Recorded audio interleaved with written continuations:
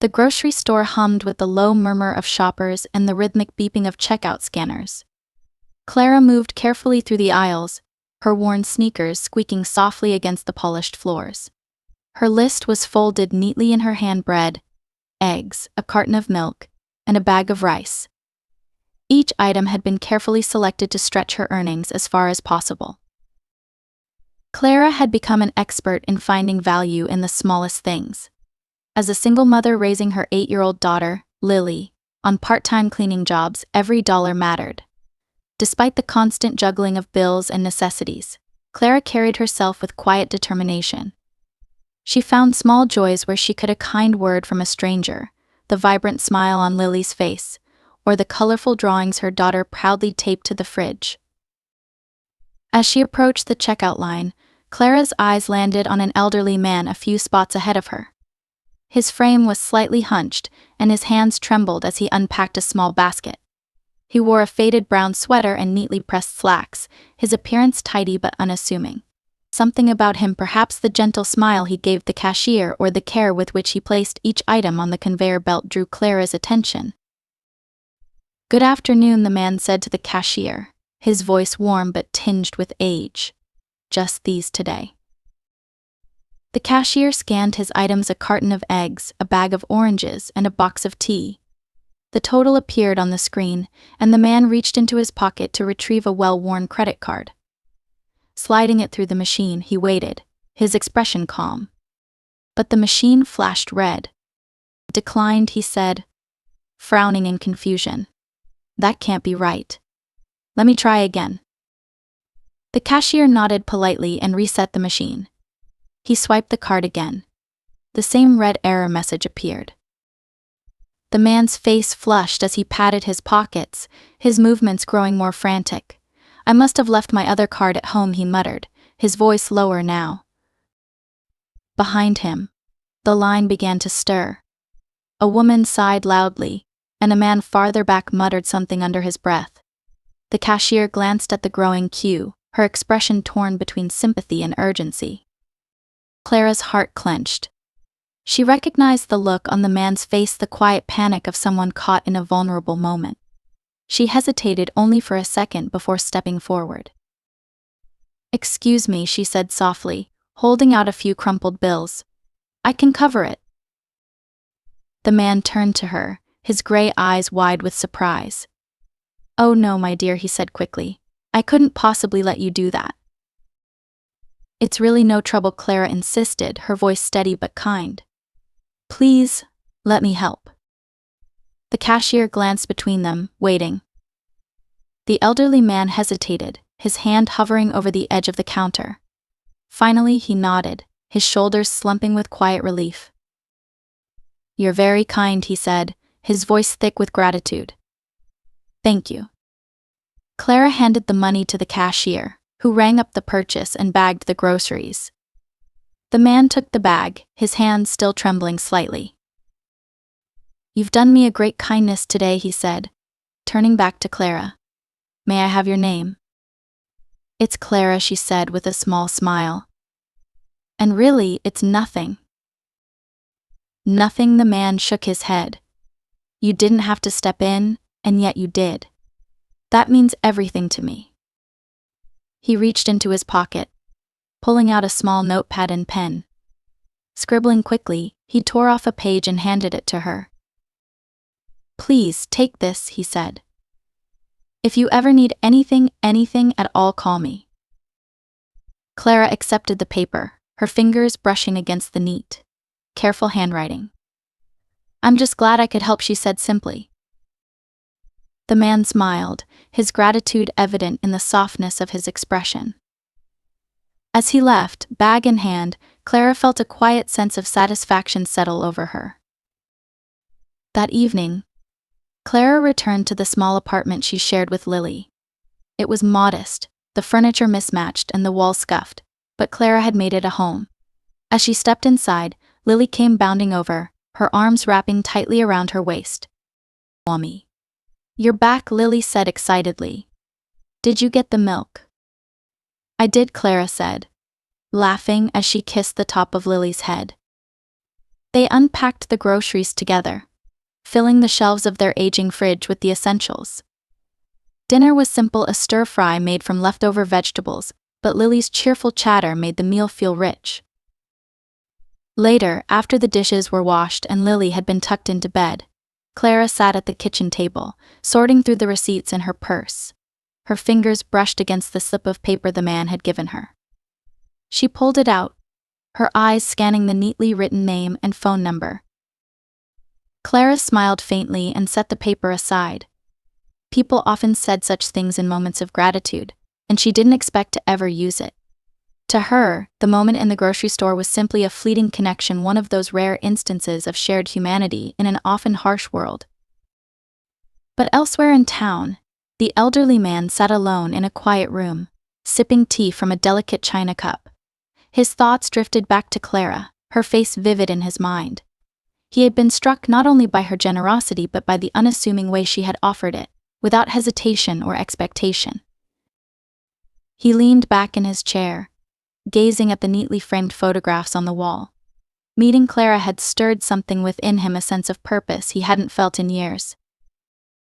Though Clara carried on with her life, unaware of the impact she had made, her small act of kindness had already set something in motion. A ripple was beginning to form, one that would soon return to her in ways she could never have imagined. The week that followed unfolded as it always did for Clara: early mornings, long cleaning shifts, and evenings spent helping Lily with her homework. Life was a steady grind, but Clara found joy in small victories, finishing a tough job on time, stretching her grocery budget enough to buy Lily a treat, or hearing her daughter's laugh echo through their apartment. On Thursday morning, Clara was heading out of their building, her cleaning supplies bundled in her arms, when she nearly collided with someone at the entrance. "Oh, I'm so sorry," Clara began, her words faltering as she looked up. Standing in front of her, holding a neatly folded umbrella, was the elderly man from the grocery store. His warm smile spread across his face, and his sharp eyes twinkled beneath the brim of a flat cap. "Mr. Hargrove?" Clara asked, startled. "Yes," he said, tipping his hat. "I hope I'm not interrupting. I wasn't sure how else to reach you, so I took a chance.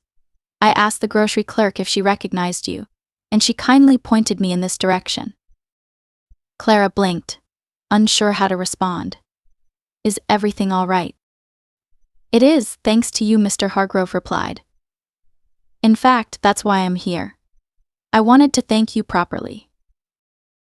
"There's no need for that," Clara said quickly, adjusting the strap of her bag. "I'm just glad I could help." Mr. Hargrove chuckled softly. "You're far too modest, Clara. But I insist. Would you and your daughter join me for lunch this Saturday? It would mean a great deal to me." Clara hesitated. The offer was kind, but the idea of sharing a meal with a virtual stranger, especially one who had gone out of his way to find her, made her wary. "I understand if you're hesitant," Mr. Hargrove said, his voice gentle. "But please don't feel obligated. It's just lunch. I'd like the chance to get to know the person who reminded me that kindness still exists in the world." His sincerity disarmed her, and after a moment, Clara nodded. "All right," she said. "Lily and I would be happy to join you." "Wonderful," Mr. Hargrove said, his smile broadening. "I'll pick you up at noon. And don't worry about a thing, just bring yourselves." Saturday arrived quickly, and Clara spent the morning fussing over what to wear. She owned no fancy clothes, just a handful of well-worn pieces she reserved for special occasions. Finally, she settled on a pale blue dress that Lily had once said made her look like a fairy. She brushed Lily's curls until they bounced, adding a small bow that matched her pink dress. When the knock came, Clara opened the door to find Mr. Hargrove standing there, his neat sweater and slacks looking freshly pressed. Behind him was a sleek black car, its polished surface gleaming in the afternoon sun. "You both look lovely," he said, tipping his hat again. "Shall we?" The drive was smoother than anything Clara had ever experienced. Lily's eyes widened with wonder as she traced her fingers along the leather seats and gazed out the tinted windows. Mr. Hargrove chatted easily with Clara, asking about her cleaning jobs, Lily's school, and their neighborhood. He listened intently, his genuine interest putting Clara at ease. The car pulled up to a charming restaurant on the outskirts of town. Clara hesitated as she stepped out, her nerves spiking. The restaurant's exterior was framed with blooming flowers and a quaint wooden sign, the kind of place she had only seen in passing. Inside, the air was warm and inviting, filled with the soft hum of conversation and the gentle clinking of silverware. A waiter greeted them, leading them to a table set with crisp white linens and a vase of fresh daisies. "Order anything you like," Mr. Hargrove said, handing them menus. Clara scanned the offerings nervously. There were no prices listed, which made her stomach twist. She settled on a simple pasta dish, while Lily excitedly chose chicken tenders and mashed potatoes.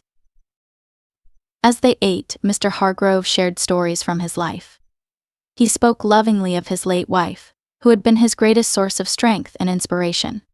He described his grandchildren, who now lived abroad and were pursuing careers of their own. "It's a quiet life these days," he said, his tone thoughtful. "But I've been fortunate. That's why meeting you, Clara, reminded me of what truly matters." "What's that?" Clara asked, tilting her head. "Connection," he said simply. "The people we meet, the kindness we show one another, those are the things that endure, not the things we collect." Clara nodded, moved by his words. "It's easy to lose sight of that," she admitted, "especially when you're just trying to get by." Mr. Hargrove leaned forward slightly, his expression soft. "I see strength in you, Clara. It's rare, and it's admirable."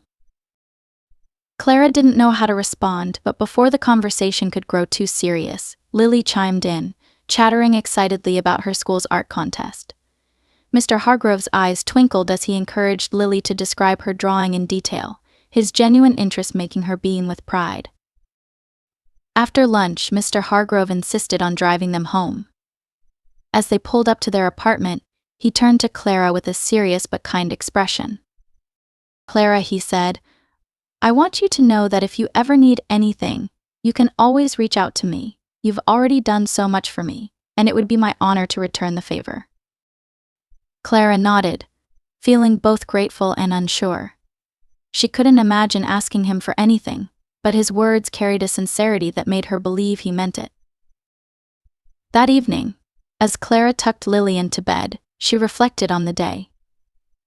There had been something comforting about Mr. Hargrove's presence, something that made her feel seen in a way she hadn't in years.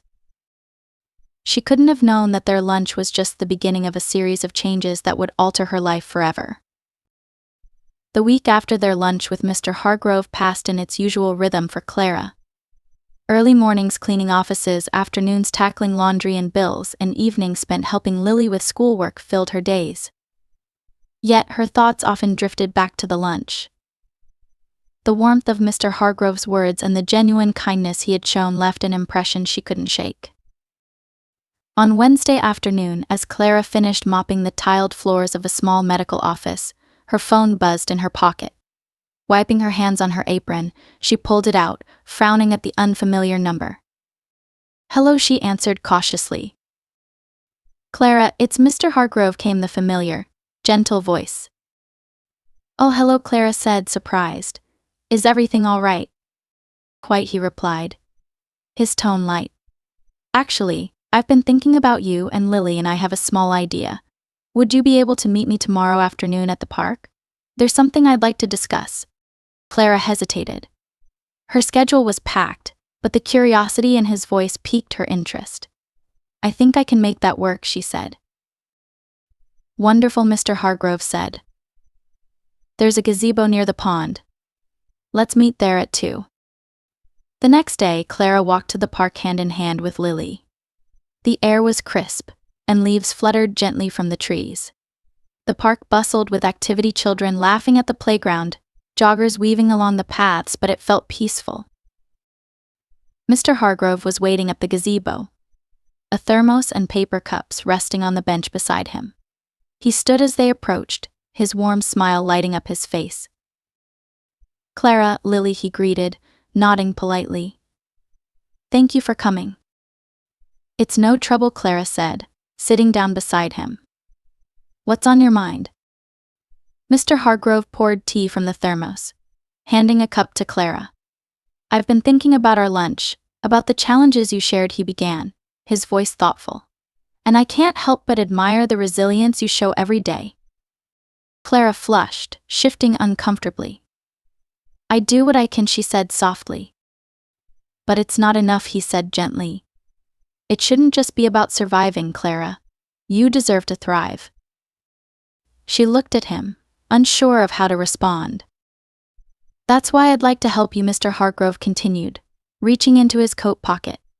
He pulled out an envelope and held it out to her. "This is for you and Lily."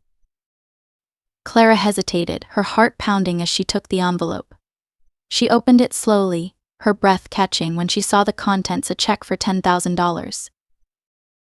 I can't accept this," Clara stammered, her hands trembling. "This is too much." "It's not," Mr. Hargrove said firmly. "To me, it's a small gesture. But to you, I hope it can be a lifeline, a way to ease your burdens and open new doors."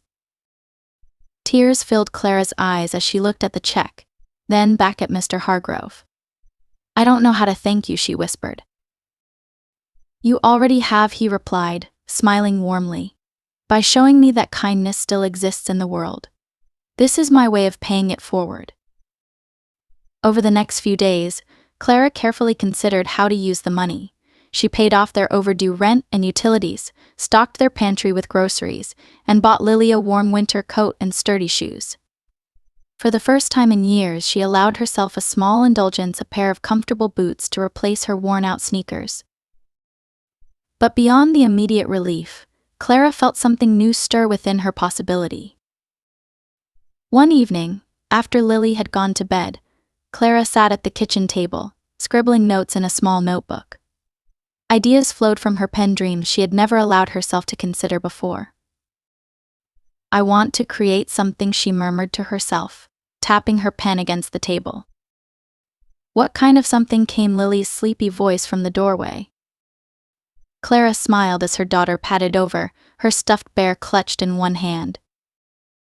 "I've been thinking about starting a business," Clara said. "A cleaning service, but one that's different. A place where people are treated with respect, paid fairly, and given opportunities to grow." Lily's face lit up. "You can do it, Mommy. You're the best cleaner in the world." Clara laughed, pulling her daughter into a hug. "Thank you, sweetheart. With you cheering me on, I feel like I can do anything." The next time Mr. Hargrove visited, Clara shared her idea with him. He listened intently, his eyes shining with approval as she described her vision. "It's a wonderful idea," he said when she finished. "And I'd like to help you bring it to life. Let's start by finding you some guidance, a business course, perhaps, or a mentor." "You really think I can do this?" Clara asked, doubt flickering in her voice. "I know you can," Mr. Hargrove said firmly. "You have the drive, the heart, and now, the opportunity." Clara smiled, her chest swelling with gratitude and determination. For the first time in years, the future didn't feel like something to fear. It felt like something to look forward to. Clara stood outside the community center, clutching a worn notebook to her chest. A sign on the door read "Small Business Basics Evening Classes." She hesitated for a moment before stepping inside. The classroom was filled with people from all walks of life, their faces a mix of excitement and nervousness. Clara took a seat at the back, her palms damp as she flipped through the course materials. Words like profit margins and target markets leapt off the page, unfamiliar and intimidating. But as the instructor began to speak, Clara found herself leaning in. By the end of the class, she had filled several pages with notes and questions, her mind buzzing with ideas. Over the following weeks, Clara juggled her cleaning jobs, caring for Lily, and attending the evening course. The days were long and exhaustion often crept in, but Clara refused to give up. Each class brought her closer to understanding what it would take to turn her vision into reality. Mr. Hargrove was a constant source of support. He called regularly to check in, and one afternoon he arrived at Clara's apartment with a surprise. I brought someone I think you'll find helpful, he said, stepping aside to reveal a tall, bespectacled man with a warm smile. This is Mr. Shaw, an old friend of mine. He's a retired accountant, and he's offered to help you with your business plan. Clara's eyes widened. Really? That's incredible. Thank you. Over the next few weeks, Mr. Shaw worked with Clara, helping her draft a detailed business plan for what she had decided to call Bright Horizons Cleaning Services. The name was inspired by the hope she wanted to bring not just to herself and Lily, but to her employees and clients as well. Clara used part of Mr. Hargrove's gift to secure the necessary licenses and purchase cleaning supplies. She printed flyers and handed them out around her neighborhood, posted advertisements online, and even knocked on doors to introduce herself to potential clients. Her first hire was a woman named Rosa, a single mother Clara had met at the community center. Rosa had been struggling to find steady work, and Clara saw in her the same determination she felt in herself. "You're giving me a chance when no one else would," Rosa said on her first day, tears brimming in her eyes. "We're giving each other a chance," Clara replied with a smile. At first, work trickled in slowly. Clara cleaned alongside Rosa to keep costs down, often working late into the night to ensure every client was satisfied. Word began to spread about the company's excellent service, and soon, Bright Horizons gained a reputation for reliability and care. One day, Clara received an email from a local community center requesting a meeting. They were looking for a company to handle their regular cleaning needs and had heard glowing reviews about Bright Horizons. When Clara secured the contract, it felt like a turning point. The steady income allowed her to hire 2 more employees, upgrade her equipment, and take on more clients. One rainy afternoon, Clara was reviewing the week's schedule in her modest office when the door opened. Mr. Hargrove stepped inside, a bouquet of fresh lilies in his hand. "What's this for?" Clara asked, rising from her chair. "For you," Mr. Hargrove said, setting the flowers on her desk. "To celebrate everything you've accomplished." Clara's eyes filled with tears as she hugged him tightly. "I couldn't have done this without you," she said. "You gave me the chance to believe in myself again." "Nonsense," Mr. Hargrove replied, his voice gentle but firm. "You've had this strength all along. I simply helped you see it." As the months passed, Bright Horizons continued to grow. Clara hired more staff, expanded her services, and even started offering flexible schedules to support working parents like herself. The business became a beacon of hope in the community, providing stable jobs and treating employees with dignity and respect. Lily, now 9 years old, often visited the office after school, her eyes shining with pride as she watched her mother lead her team. "You're amazing," Mommy Lily said one evening, as they worked on the week's schedule together. Clara smiled, brushing a strand of hair from her daughter's face. "I'm just doing what I can, sweetie. For us and for everyone who deserves a chance." Clara often thought back to the day at the grocery store when she had stepped forward to help a stranger. She couldn't have imagined then how much that single act of kindness would ripple outward, touching so many lives. And yet, it wasn't over. Another chapter was about to unfold, one that would bring Clara and Mr. Hargrove's bond full circle. A year after their first meeting at the grocery store, Clara stood outside the sleek new office space of Bright Horizons Cleaning Services. The modest storefront had her company's name proudly displayed in clean, simple lettering above the door. Today marked the grand opening of their new headquarters, and the excitement in the air was palpable. Employees and community members bustled around, chatting and sampling refreshments that Clara had set up in the lobby. Balloons tied to the front door swayed gently in the spring breeze, and a cheerful sign welcomed guests inside. Clara looked out at the growing crowd, her heart swelling with pride. Lily stood beside her, holding a small basket of thank you cards they had prepared for attendees. "Mommy, do you think Mr. Hargrove is coming?" Lily asked, craning her neck to look over the crowd. Clara smiled, resting a hand on her daughter's shoulder. "He wouldn't miss this for the world," she said. As if on cue, a familiar figure appeared at the entrance. Mr. Hargrove, dressed in his usual neat sweater and slacks, stepped inside, his warm smile lighting up the room. "There he is," Lily exclaimed, running to greet him. Mr. Hargrove bent down to give Lily a gentle hug before turning to Clara. "This is quite the turnout," he said, his voice filled with pride. "It's all because of you," Clara said, her gratitude evident in her eyes. Mr. Hargrove shook his head. "No, Clara. It's because of you. All I did was give you a little push. The rest was your hard work, vision, and heart." Clara smiled, blinking back tears. Later, as the event wound down and the guests began to leave, Mr. Hargrove pulled Clara aside. "I have something I'd like to discuss with you," he said, his tone serious but kind. Curious, Clara followed him to a quiet corner of the office. He handed her a folder, his expression thoughtful. "These are contracts," he explained as Clara opened the folder. "I've been speaking with some of my colleagues, owners of local businesses, and they've agreed to hire Bright Horizons as their cleaning service." Clara's eyes widened as she scanned the documents. The contracts promised steady, long-term income that would allow her to expand her business even further. I don't know what to say," Clara stammered, her voice thick with emotion. "Say that you'll keep building what you've started," Mr. Hargrove said with a smile. "You've already proven what's possible when kindness and determination come together. This is just the next step."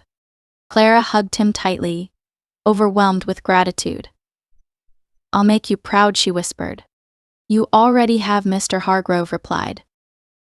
That evening, after the event had ended and the office was quiet again, Clara and Lily sat together at home, sharing a quiet dinner. The weight of her accomplishments settled over Clara not as a burden, but as a warm, steady glow. "Mommy," Lily said between bites of pasta, "do you think Mr. Hargrove is like a guardian angel?" Clara chuckled softly. "I think he's just a very good man who believes in helping others," she said. "But maybe he was sent to remind us that kindness always comes back to us in ways we can't imagine." Lily nodded thoughtfully, her gaze drifting toward the window. "I want to be like him someday." "You already are," Clara said, smiling as she reached out to squeeze her daughter's hand. The bond between Clara and Mr. Hargrove only grew stronger in the years that followed. He became a fixture in her life and Lily's, attending milestones like school recitals and family dinners. For Clara, he was more than a mentor, he was family. Bright Horizons continued to thrive, providing not only financial stability for Clara and Lily, but also hope and opportunity for dozens of employees in their community. What began as a small moment of kindness in a grocery store had blossomed into a legacy of compassion, resilience, and shared humanity. For Clara, it was proof that the simplest acts of generosity could ripple outward, transforming lives in unexpected and extraordinary ways. And for Mr. Hargrove, it was a reminder that even in the twilight of life, there was still room for new beginnings and the chance to leave the world just a little brighter.